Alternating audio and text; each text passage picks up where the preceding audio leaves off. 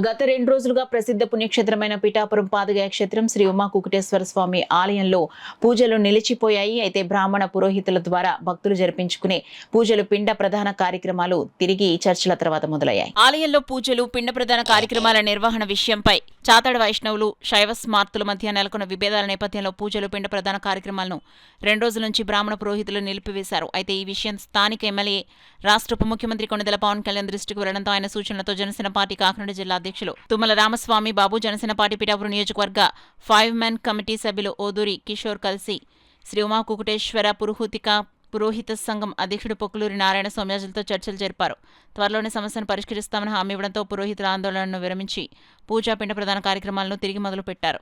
ఈ సందర్భంగా పొక్కులూరి నారాయణ సోమ్యాజులు మీడియాతో మాట్లాడారు. మన తేజమూర్తుల నరసింహమూర్తి గారు వారి గణం అందరూ కూడా ఇక్కడికి వచ్చి మాకందరికీ కూడా అండగా నిలబడి ఈ యొక్క సమస్య బ్రాహ్మణ సమస్య కాదండి, ఇది ఆలయ సమస్య. అందరూ కూడా తెలుసుకోవాల్సింది ఏమిటంటే ఇది బ్రాహ్మణ సమస్య మాత్రం కాదు, పురోహిత సమస్య మాత్రం కాదు, ఆలయం యొక్క ఆచారాన్ని కాపాడవలసిందిగా మాత్రమే మా శ్రీ ఉమా కుకుటేశ్వర బ్రాహ్మణ పురోహిత సంక్షేమ సంఘం నిన్న నుంచి నిరవధిక సమ్మెని ప్రారంభించడం జరిగింది.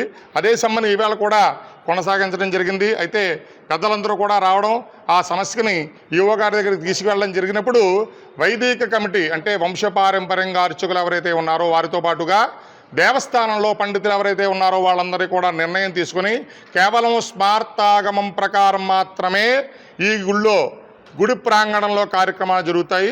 మిగతా ఆగమం ఏమైనా ఉంటే కనుక పూర్వాచారం ప్రకారం ఎక్కడైతే చేసుకుంటారో అదే విధంగా జరుగుతాయి అనేటటువంటి హామీ ద్వారా మేము నిన్న చేసినటువంటి నిరవధిక సమ్మె, అదేవిధంగా అభిషేకాలు, పూజలు ఇవన్నీ కూడా రేపటి నుంచి కూడా పునరుద్ధరించడం జరుగుతుంది. ఇప్పటి వరకు కూడా మేము చేసినటువంటి సమ్మె వల్ల ఇది కేవలం స్వామి యొక్క సేవ తప్ప వేరేది కాదు. ఎవరైతే భక్తులు ఇబ్బంది పడ్డారో వాళ్ళందరికీ కూడా, భక్తులంటే సాక్షాత్తు దైవస్వరూపం, వాళ్ళందరికీ కూడా నమస్కారం తెలియజేస్తూ, అమ్మా మేము ప్రత్యక్షంగాను మీరు పరోక్షంగాను స్వామి సేవలో పాల్గొన్న అందరూ కూడా ఈ యొక్క విషయాన్ని సామరస్యంగా తెలిసినటువంటి మన శ్రీ పవన్ కళ్యాణ్ గారు, అదేవిధంగా వారి అధికార బృందం తుమ్మల బాబు గారు, వీళ్ళందరికీ కూడా హృదయపూర్వక నమస్కారాలు చేస్తూ ఇటువంటివి మళ్ళీ పునరావృతం కాకుండా చర్యలు ఈవో గారు చేపట్టాలని చెప్పేసి మనస్ఫూర్తిగా వారిని ప్రార్థిస్తూ